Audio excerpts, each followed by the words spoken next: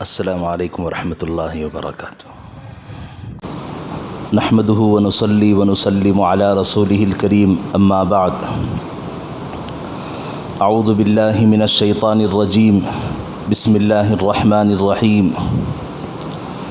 کتب علیکم اذا حضر احدکم الموت ان ترک خیرا الوصیۃ للوالدین والاقربین بالمعروف حقا علی المتقین۔ وقال تعالی وَتَأْكُلُونَ التُّرَاثَ أَكْلًا لَمًّا وَتُحِبُّونَ الْمَالَ حُبًّا جَمًّا۔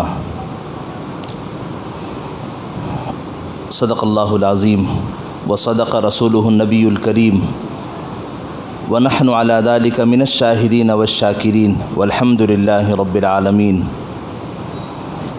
عن ابی ہریرہ رضی اللہ تعالی عنہ قال قال رسول اللہ صلی اللہ علیہ وسلم تعلموا الفرائض وعلمه فإنه نصف العلم،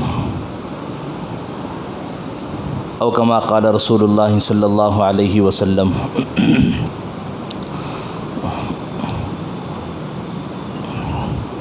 بزرگوں اور عزیز بھائیوں،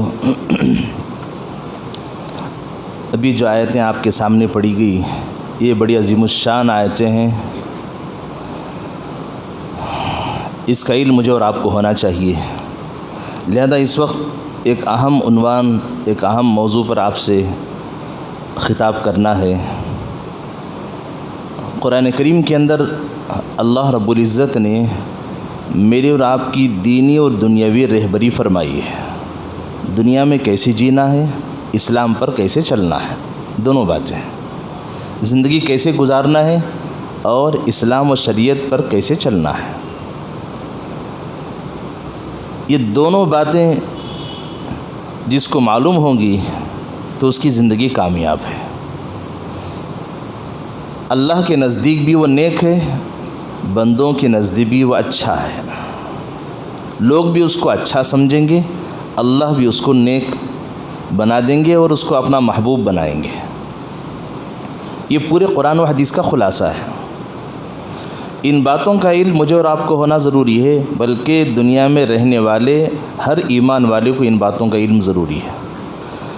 اگر ان باتوں کا علم نہیں ہوگا تو کامیاب انسان نہیں بن سکے گا، معاشرے میں، خاندان میں، گھریلو زندگی میں اس کی کوئی حیثیت نہیں ہوگی، اور اللہ کے نزدیک بھی اس کا کوئی مقام و مرتبہ کبھی نہیں مل پائے گا۔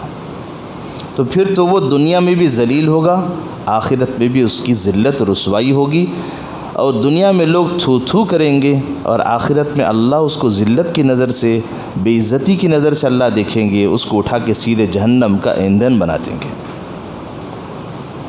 لہذا اس کے لیے قرآن اور حدیث کو جاننا اور اس کی ضرورت کا علم سیکھنا بہت ضروری ہے، ورنہ علم کے بغیر ہماری زندگی اندھیرا ہے۔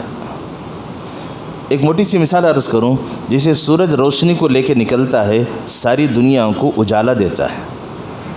اگر یہی سورج اندھیرا لے کر نکلتا، کبھی دنیا میں ہم کبھی روشنی کو نہ دیکھ پاتے۔ ایسی مجھے اور آپ کو اتنا تو علم سیکھنا ضروری ہے کہ جس سے مجھے اور آپ کو اتنا تو معلوم ہو جائے میرے ذمے کیا ذمہ داریاں ہیں بندوں کے، اور میرے ذمے کیا ذمہ داریاں ہیں اللہ کے۔ اللہ کی ذمہ داریاں اور بندوں کی ذمہ داریاں، یہ دونوں کا علم مجھے اور آپ کو ہوگا تو ہم سے زیادہ کامیاب، ہم سے زیادہ اچھا انسان اور ہم سے اچھا بندہ کوئی اور ہو نہیں سکتا۔ لہذا اسی کے تعلق سے ایک ضروری بات مجھے عرض کرنی ہے۔ اس کے لیے میں نے شروعات میں یہ اہمیت کے تعلق سے بات بتائی ہے۔ مجھے عرض یہ کرنا ہے، وراثت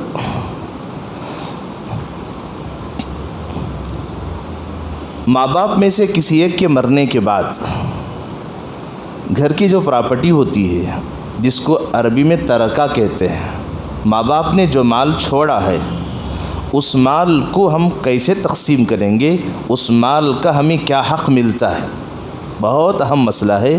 اللہ کے نبی صلی اللہ علیہ وسلم نے اس کی تاکید فرماتے ہوئے فرمایا تعلموا الفرائض وعلموه، لوگوں وراثت کے مسائل کو سیکھو اور اس کو سکھاؤ۔ اللہ اکبر، کتنی اہمیت کی بات ہے۔ وراثت کے مسائل کو سیکھو، وعلمہ، اور اس کو دوسروں کو بتاؤ۔ اور فرمایا فَإِنَّهُ نِصْفُ الْعِلْمِ، کیونکہ یہ آدھا علم ہے۔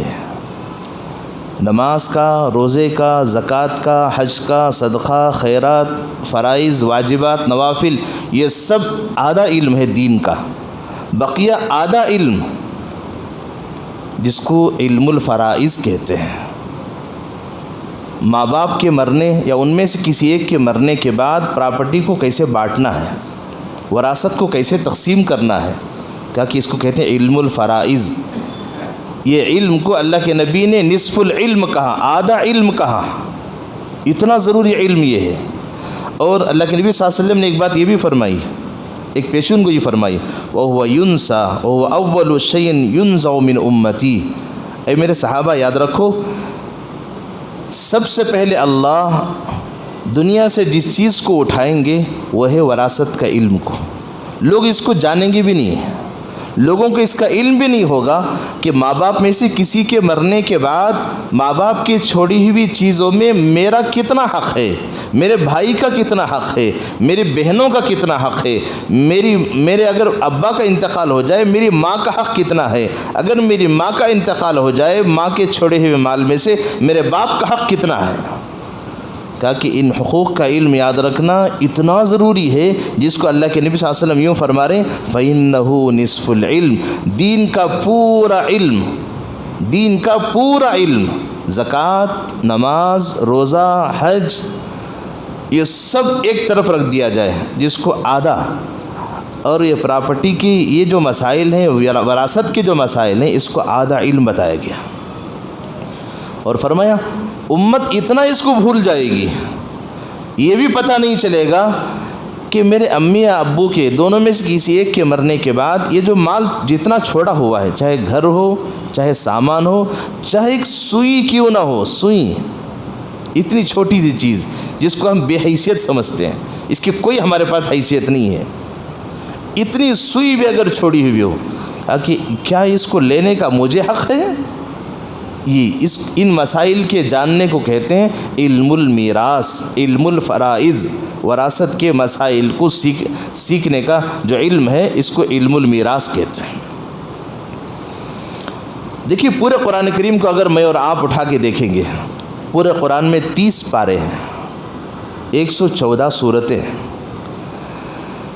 اس میں اللہ رب العزت نے نمازوں کا ذکر فرمایا، نماز فرض ہے، اقیم الصلاۃ، اقیم الصلاۃ، اقام الصلاۃ، الفاظ بدل بدل کے ترغیب دی گئی، سووں جگہ اللہ نے فرمایا ایتاء الزکاۃ، آتوا الزکاۃ، آگے زکوٰۃ ادا کرو، کتب علیکم الصیام، روزے رکھا کرو، واتموا الحج والعمرہ، حج کیا کرو۔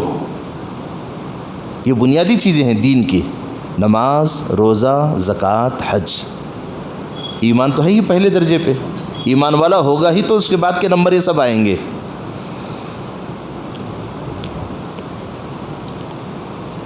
اور قرآن میں اس کے تفصیلی مسائل نہیں بتائے گئے، 5 نمازیں پڑھنا ہے، نمازوں کے نام بتائے گئے، 5 وقت کی نماز فرض ہے، یہ نہیں بتایا فجر میں 2، ظہر میں 4، عصر میں 4، سفر میں ہوں تو 4 والی 2 ہو جاتی ہے، مغرب کے 3، یہ تفصیلات قرآن میں نہیں بتائے گئے۔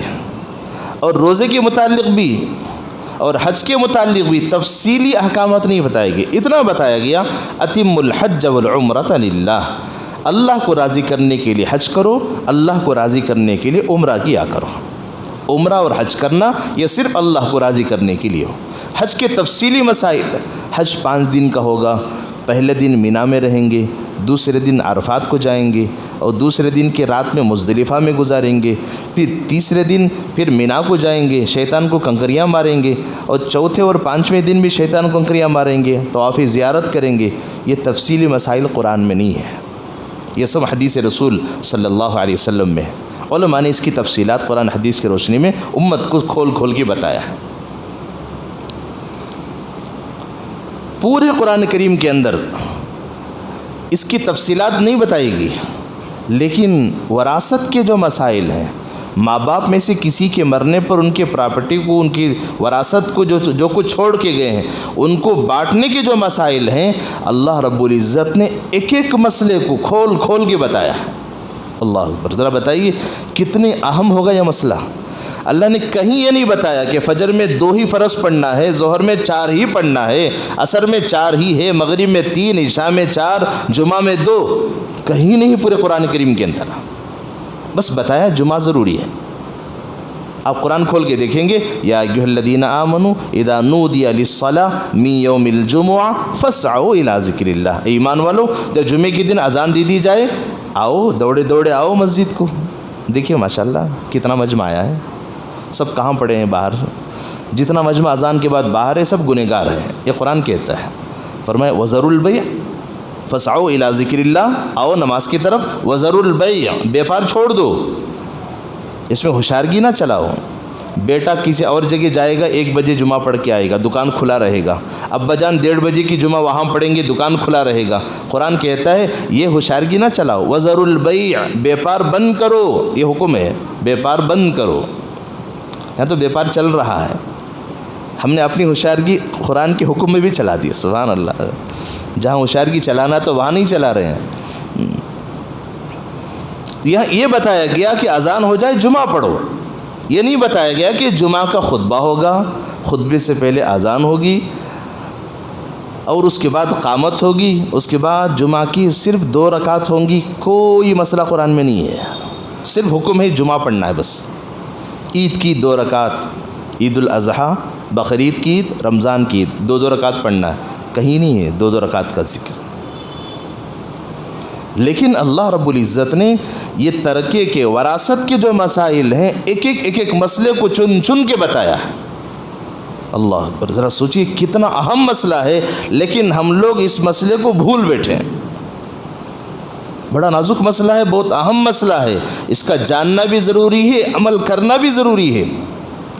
اگر کوئی بندہ وراثت کے مسائل کو جانے بغیر، یعنی ماں باپ میں سے کسی کے انتقال ہونے کے بعد گھر میں ان کا جو کچھ مال چھوٹا ہوا ہے، چاہے وہ منقولی ہو چاہے غیر منقولی ہو، کیا مطلب اس کا؟ کہ ایسے چیزیں جس کو ایک سے دوسری جگہ لے جا سکتے ہیں. بعض چیزیں جگہ بدل نہیں سکتے، جیسے گھر ہے اٹھا کے جگہ نہیں بدلا سکتے. سامان ہے اس کو جگہ سے دوسری جگہ لے جا سکتے ہیں. چاہے ایسا سامان ہو، زمین یا گھر یا بلڈنگ یا دکان، یا ایسے سامان ہو، بیروا، کپڑے، پیسہ، سونا، چاندی اور گھر کے سامان. فرمایا کہ اگر کوئی یہ چیزیں چھوڑی ہوئی ہوں، ان کو کیسے بانٹنا ہے، کس کو کتنا جائے گا. اگر گھر میں ایک لڑکا ایک لڑکی ہو، ایک مرد بچہ ایک بیکو بچی ہو، باپ نے مال چھوڑا ہے تو مرد بچے کو کتنا ملے گا، بیکو بچی کو کتنا ملے گا. اللہ رب العزت نے امت کے حوالے اس کو نہیں کیا، علماء کے حوالے بھی اس کو نہیں کیا، نبیوں کے حوالے بھی نہیں کیا، بلکہ اللہ نے فرمایا اس کو میں خود بانٹتا ہوں. اللہ خود بانٹے ہیں اور اللہ نے خود لکھ دیا ہے قرآن کریم کے اندر. پارے 4 میں سورہ نساء کے 3 صفحے میں ایک رکوع مکمل، تقریباً 1 صفحہ اور دوسرے صفحے کی 3 یا 4 آیتیں اللہ نے پورے وراثت کے مسائل بتائے. انتقال ہونے والا انتقال ہو گیا اور اس کا ایک بیٹا ہے ایک بیٹی ہے، ماں ہے، اور کہیں ماں گزر گئی باپ موجود ہے، یا بھائی بہن ہیں، ان کو کتنا بانٹیں گے، کیسے بانٹیں گے، انشاءاللہ تفصیلی بات بعد میں آئے گی. تو اللہ رب العزت نے وراثت کے مسائل کو کھول کے بیان فرمایا. لہذا ان چیزوں کا علم مجھے اور آپ کو بہت ضروری ہے بھی، ورنہ تو ہم حقوق مار رہے ہیں. گھر کا بڑا بھائی ہے، وہ یوں سمجھتا ہے کہ پورے گھر کا حقدار میں ہی ہوں. زمانے جاہلیت میں جب اللہ کے نبی صلی اللہ علیہ وسلم ابھی تشریف نہیں لائے تھے، دنیا میں پیدا نہیں ہوئے تھے، حضور کے آنے سے پہلے جیسے جہالت کے ہم قصے سنتے ہیں، ان میں سے یہ بھی تھا کہ اگر باپ مر جاتا، گھر کا بڑا بیٹا باپ کی پوری پراپرٹی کا حقدار بنتا. یوں سمجھو کہ باپ کی سیٹ اس نے لے لیا. جیسے سارا گھر کی ہر چیز باپ کی ہوتی ہے، ایسے باپ انتقال ہوتا ہے تو بیٹا اس جگہ بیٹھ جاتا. اب چھوٹے بیٹے کو لینے کا کوئی حق نہیں ہے اور بہن کو لینے کا حق نہیں ہے. اور دوسرا، گھر کے 4 بچے ہیں، ان 4 بچوں میں اگر کوئی بچہ ہتھیار اٹھانے کے لائق ہے، یعنی جنگ کرنے کے قابل طاقتور صلاحیت والا ہوتا، وہ صلاحیت والا بچہ اپنے باپ کے انتقال کے بعد باپ کی ساری پراپرٹی پہ وہ قبضہ کر لیتا. اور یہاں تک بھی کتابوں میں لکھا ہے کہ زمانے جاہلیت کا حال یہ تھا کہ پہلے لوگ 10 20 15 شادیاں کرتے تھے. اگر کوئی بیٹا اپنی 10 ماؤں میں سے کسی ماں پر ہاتھ لگا دیتا وہ اسی کی بیوی بن جاتی ہے. یہ ہے جہالت کا حال. 10 20 بیویاں باپ کی ہوتی تھی. یہ تو پہلی بیوی سے پیدا ہوا ہے، اور اس کی جو 10 مائیں ہیں حقیقی ماں تو نہیں ہے.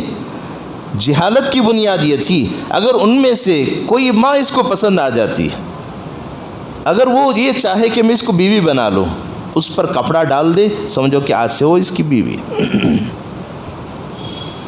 اسلام آیا، کتنا پاکیزہ مذہب ہے. اور اسلام نے کہا کہ ماں ماں ہوتی ہے، چاہے سگی ماں ہو مہندری ماں ہو. ان کے حقوق بتائے. چاہے دودھ پلانے والی ماں ہو، کہ وہ بھی ماں ہے، یہ بھی ماں ہے، یہ بھی ماں ہے. ان کو عزت عظمت کی نظر سے دیکھنا اور ان کا احترام کرنا، یہ اسلام کی تعلیمات ہیں. تو زمانے جاہلیت کا حال یہی تھا کہ وراثت کی تقسیم ایسے ہوا کرتی تھی. اسلام آیا اور اسلام نے آ کے امت کو بات سمجھائی. ایک صحابی تھے جو جنگ بدر یا احد، جنگ بدر میں شہید ہو گئے یا جنگ احد میں شہید ہو گئے. تو شہادت کے بعد اور ان کی بیوی بیوہ بن گئی اور ان کے بچے یتیم بن گئے. تو جو صحابی شہید ہوئے تھے ان کا بھائی اپنے بڑے بھائی کی پوری پراپرٹی پر قبضہ کر لیا اس نے. تو شہید ہونے والی صحابی کی بیوی اللہ کے نبی صلی اللہ علیہ وسلم کے دربار میں تشریف لائی اور کہا کہ یا رسول اللہ، میرے شوہر اللہ کے راستے میں شہید ہو گئے، لیکن میرا دیور یا ان کا جیٹ جیسے بھی ہو، ان بچوں کا چچا، اس نے میرے شوہر کی ساری پراپرٹی پر قبضہ جما لیا. حضور آپ ہی انصاف کیجئے، میں کہاں جاؤں گی، میں کہاں سر چھپاؤں گی؟ میرے ننھے ننھے بچے، ان کو کون سہارا بنے گا؟ ان کو کون کھلائے گا پلائے گا؟ کون ان کو پالے گا اور بڑا کرے گا؟ کیا ذمہ داریوں میں سے نہیں ہے؟ تو اللہ کے نبی صلی اللہ علیہ وسلم نے واقعی تعجب کیا. مسئلہ آیا اللہ کے نبی کے پاس. تب تک اسلام میں وراثت کے مسائل نہیں تھے. تو فوراً اللہ رب العزت نے یہ پوری آیت کریمہ اتاری، پارے 4 کی سورہ نساء کی آیت. یوصیکم اللہ فی اولادکم للذکر مثل حظ الانثیین. اگر آپ قرآن پڑھتے ہیں، آپ قرآن کے اس پارے 4 میں آیت نمبر 11 کو آپ کھول کے پڑھیے، چاہے انگریزی میں ہو، تیلگو میں ہو، اردو میں ہو، آپ پڑھیں گے تو آپ کی آنکھیں کھل جائیں گی. تو اللہ رب العزت نے وصیت کے مسائل بتائے ہیں پورے. باپ مر جائے، بچے کتنے دیکھے جائیں؟ 1 لڑکا 1 لڑکی ہے، یہ 2 لڑکیاں 1 لڑکا ہے، 2 لڑکے 1 لڑکی ہے، ان کے ساتھ ماں بھی ہے. بیٹا نہیں ہے پوتا ہے، بیٹی نہیں ہے نواسی ہے. کس کو کتنا دیا جائے گا، کیسے تقسیم کیا جائے گا؟ یہ پورے مسائل اللہ رب العزت نے کھول کھول کے بتائے. اس کو علم الفرائض کہتے ہیں. اس لیے میں آپ سے گزارش یہ کرتا ہوں کہ یہ بڑا اہم مسئلہ ہے، آپ اس کو توجہ دیجیے، اس کی پوری تفصیلات کو آپ سنیے اور جاننے کی بھی کوشش کیجیے.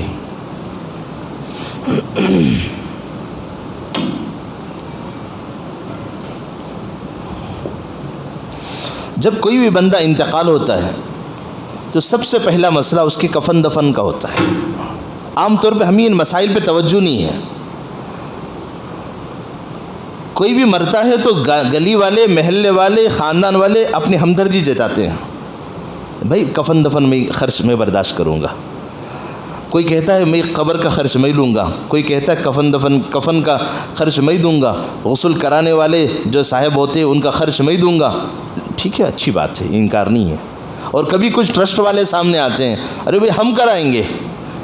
لوگوں کی زکوٰۃ صدقات وصول کر کے جو ان کے پاس ہوتا ہے ان پیسوں سے ہمارے کفن دفن کا وہ انتظام کرتے ہیں. ہمدردی واقعی ہونی بھی چاہیے. ایسے موقع پہ لوگ آتے ہیں. شریعت کہتی ہے کسی کی ہمدردی کی ضرورت نہیں ہے. مرنے والا جو کچھ چھوڑ کے گیا ہے سب سے پہلے اس کے پیسوں میں سے کفن دفن کا خرچ نکالو وہاں سے.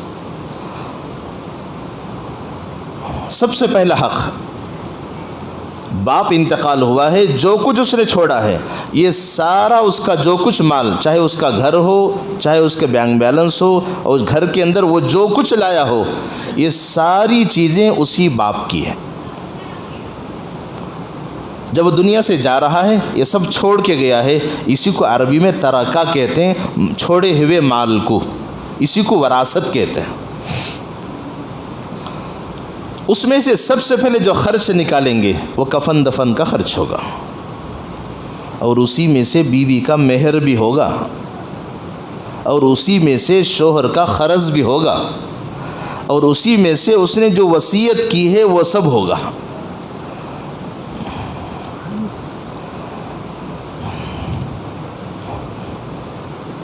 مرنے والا مر تو گیا لیکن ابھی وراثت لوگ بانٹے نہیں ہیں.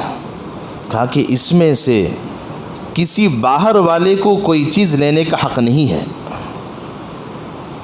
مثال کے طور پہ گھر کے اندر بہت سارے ساز و سامان ہیں. میرا دل چاہتا ہے کہ فلاں آدمی ٹھنڈ کی حالت میں گرم کپڑے اس کے پاس نہیں ہیں، اوڑھنے کے لیے بچھونا اور بیڈ شیٹ اس کے پاس نہیں ہے، چلو گھر میں سے میں اٹھا کے ایک بیڈ شیٹ اس کو دے دوں.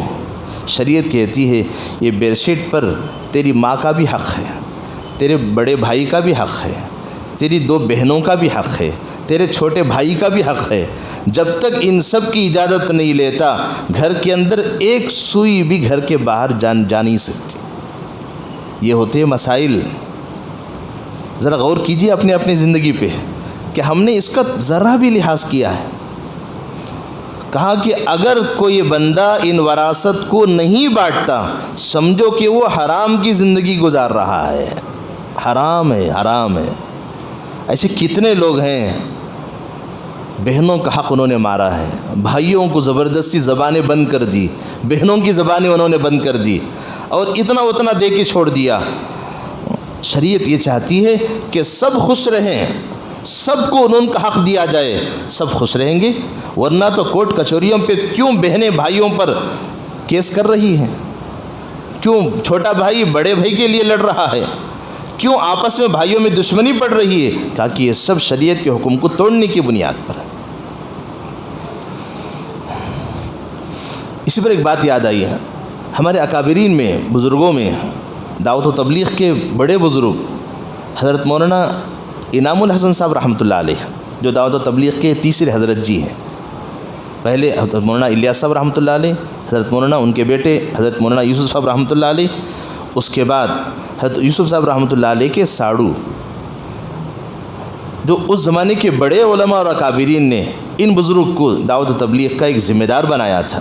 حضرت مولانا انعام الحسن صاحب رحمۃ اللہ علیہ، جو حضرت زکریا رحمۃ اللہ علیہ جو فضائل اعمال جنہوں نے لکھی ہے ان کے داماد ہیں، ان کے جوئی ہیں. بنگلور کے ایک بڑے اجتماع پر آئے تھے. حضرت جی کا اجتماع ہوا تھا، بہت سارے لوگ جانتے ہیں. اجتماع پر بہت بڑا مجمع گیا تھا پورے علاقے کا. تو اس اجتماع کے لین سے جو محنتیں ہوئی واقعی بڑی جاندار شاندار محنتیں ہوئی ہیں. لوگوں نے بہت محنت اس پہ کی، رات و دن کئی مہینے تک انہوں نے محنتیں کی. ان محنت کرنے والوں میں ایک ساتھی کا انتقال اجتماع پر ہو گیا. تو اجتماع کے بعد ساتھیوں نے کہا کہ حضرت ہمارے ایک ساتھی ذمہ دار جنہوں نے اجتماع کی کامیابی کے لیے بڑی محنتیں کی ہیں، اجتماع کے موقع پر ان کا انتقال ہو گیا، ذرا ان کے گھر والوں کی تعزیت کر لی جائے. عربی میں کہتے ہیں تعزیت، یعنی گھر والوں کو تسلی کے 2 الفاظ کہنا، اس کو تعزیت کہتے ہیں. حضرت جی نے کہا کہ ٹھیک ہے ضرور ہم جائیں گے، اور ان کے گھر والوں کو گھر کی مستورات کو پردے میں بچوں کو سامنے بٹھا کر رشتہ داروں کو بٹھا کر تعزیت کریں گے، تسلی کے الفاظ کہیں گے، ان کے غم میں ہم بھی غمگین ہوں گے. حضرت اس گھر میں تشریف لے گئے. اجتماع کے بعد شاید بہت ساروں کو اس کا علم ہے نہیں، معلوم نہیں، لیکن اس مسئلے سے اس کا تعلق ہے. میں اس لیے عرض کر رہا ہوں کیونکہ وہ بڑے عالم دین تھے، بہت پائے کے علم والے تھے. ان کی تبلیغ شروع کی ہی علماء نے، تبلیغ سنبھال رہے ہیں علماء ہی، اور تبلیغ کو علماء ہی سمجھا سکتے ہیں. لہذا آپ سے بھی یہ گزارش ہے کہ علماء سے سیکھیں آپ تبلیغ کو. علماء سے سمجھیے قرآن حدیث کے روشنی میں تبلیغ کے اصول و ضابطے کیا ہیں. ذمہ دار ضرور بتائیں گے، لیکن قرآن حدیث کی روشنی میں تبلیغ کسے کہتے ہیں یہ بھی انہی سے سیکھنا ضروری ہے. تو حضرت جی وہاں تشریف لے گئے، وہ کتنے تقوی و پرہیزگاری والے تھے، ذرا اس کو آپ غور کیجئے. حضرت گھر میں تشریف لے گئے، گھر کو اتنا بڑا بزرگ آیا ہوا ہے جو سارے عالم کا ذمہ دار ہے، صرف ایک دھرمورم کا نہیں، ایک شہر کا، ایک صوبے کا، اسٹیٹ کا نہیں ہے، یہ تو ساری دنیا کا تبلیغ کا ذمہ دار ہے. اتنا بڑا ذمہ دار گھر کو آیا ہے تو آدمی کی یوں سمجھو کہ قسمت کھل گئی. خوشی کے مارے بچوں نے اپنی حیثیت کے اعتبار سے اکرام کیا، چائے پانی بسکٹ وغیرہ کا انتظام کیا. تو جیسے مہمان آتا ہے سب سے پہلے لوگ اس کو پانی پیش کرتے ہیں. تو جیسے گلاس میں بچے نے پانی دیا، حضرت نے فرمایا کہ بیٹے کیا یہ گلاس تمہارے حق میں آیا ہے؟ یعنی وراثت جو بانٹی گئی ہے، وراثت میں اس گلاس پر تمہارا حق ہے یا تمہارے بہن بھائیوں کا اور ماں کا بھی حق ہے؟ اور بیٹا چونک گیا اور کہا کہ حضرت یہ کیا بات ہے؟ کہا کہ جب تک گھر کی پراپرٹی بانٹی نہیں جاتی تب تک باہر والے آدمی کو کسی چیز کو استعمال کا حق نہیں ہے، لہذا میں اس گلاس سے پانی نہیں پی سکتا. پہلے طے کر لو کہ یہ گلاس میرے حصے کا بن گیا ہے. وراثت بانٹنے کی بنیاد پر اتنے دیگچیاں، اتنے رکابیاں، اتنے گلاس یہ میرے آئے ہوئے ہیں. پلنگ اور کرسی فلاں بچے کے حق میں گئی ہے، فلاں حصیر اور فلاں پنکھا اور کولر فلاں بچے کے حق میں گیا ہے. جب تمہاری ساری چیزیں تقسیم ہو گئی، اب تمہارے حق میں جو چیز آئی ہے وہ مجھے دے سکتے ہیں اور اس کو میں استعمال کر سکتا ہوں. اگر وراثت نہیں بٹی ہے اس گلاس میں اس استعمال کرنے کے لیے مجھے تمہاری ماں کی اجازت لینی پڑے گی، تمہارے بھائی کی اجازت لینی پڑے گی، تمہاری بہنوں کی اجازت لینی پڑے گی. اگر بچہ نابالغ ہے یعنی 15 سال سے چھوٹا ہے، اگر وہ اجازت بھی دے تو وہ اجازت شمار نہیں ہوگی، لہذا میں اس کو کیسے استعمال کروں؟ لہذا شریعت مجھے استعمال کی اجازت نہیں دیتی، میں اس کو استعمال نہیں کر سکتا. اللہ اکبر. کیا اس کا ذرا بھی ہمارے پاس خیال ہے؟ ہمارے گھروں میں کتنے جنازے اڑ گئے، کتنے گھروں میں یا تو ماں کا انتقال ہو گیا یا تو باپ کا انتقال ہو گیا، اس کے بعد وراثت کی تقسیم کیا شریعت کے اعتبار سے کبھی ہمارے گھروں میں ہوئی ہے؟ نہیں ہوئی ہے. یہ فرض ہے، فرض ہے. یہ کوئی صرف بیان نہیں ہے، یہ آپ کو ایک مسئلہ عرض کر رہا ہوں کیونکہ میں نے ایسے بہت سارے مسائل سامنے آئے میرے سامنے، اور ان سارے مسائل کو دیکھنے کے بعد اس کا مجھے احساس ہوا اس مسئلے کو واضح طور پہ مجھے عرض کرنا ہے. انشاءاللہ وقت ہو رہا ہے، اگلے جمعہ بھی اس کے بعد بھی اگر ہو سکے یہ تفصیلی مسائل آپ کے سامنے میں رکھوں گا انشاءاللہ قرآن حدیث کی روشنی میں. قرآن میں کس کو کتنا حق دیا گیا ہے یہ مسائل کا جاننا ہم سب پر فرض ہے. اگر آپ 1:30 بجے آئیں گے آپ کو اتنا بھی مسئلہ معلوم نہیں ہوگا، آپ ساری زندگی پھر حرام میں گزاریں گے. وقت سے پہلے آئیں گے مسئلے کا علم تو آئے گا، وقت کے بعد آئیں گے آپ کو مسائل کون بتائے گا؟ آپ کو اتنی فرصت کہاں آپ کسی مولانا کے پاس جا کے مسئلہ معلوم کریں؟ ورنہ تو یاد رکھیے اگر ہمارے گھر میں کبھی باپ کا جنازہ اٹھ چکا ہے، اللہ کرے کہ جن کے گھروں میں والدین ہیں اللہ ان کی عمر دراز فرما دے، اور ان کے امی اگر زندہ ہیں اللہ ان کی عمر کو لمبی فرما دے. اگر دونوں میں سے کسی کا جنازہ اٹھ چکا ہے ان کی چھوڑی ہوئی وراثت کو انصاف سے بانٹنا اور اس سے پہلے کسی چیز کو ناحق استعمال کرنا کہا کہ بہت بڑا گناہ ہے. بلکہ اس کو علماء نے یوں فرمایا غلط طریقے پہ ان چیزوں کو لینا حرام ہے اور اس کی ساری کمائی حرام ہوگی. اگر باپ کا دکان ہے بیٹے نے سنبھال لیا، عموماً ہوتا ہی ہے، باپ کا دکان ہے بیٹے نے سنبھال لیا اور بیٹا یوں سمجھ رہا ہے یہ پورا دکان میرا ہے. وہ کہتا ہے کہ میں اس دکان کو، چھوٹی سی پیٹی تھی اس کو میں ترقی کراتے کراتے اب اس کو بہت بڑا دکان میں نے بنا لیا ہے. اب ساری کمائی کا کیا حال ہوگا پھر؟ تو اس میں تو بہن کا حق تھا، بھائی کا حق تھا، ماں کا حق تھا، ان سب کا حق اس نے مار دیا اور مار کے چھوٹی سی دکان کو بڑی دکان بنا لی.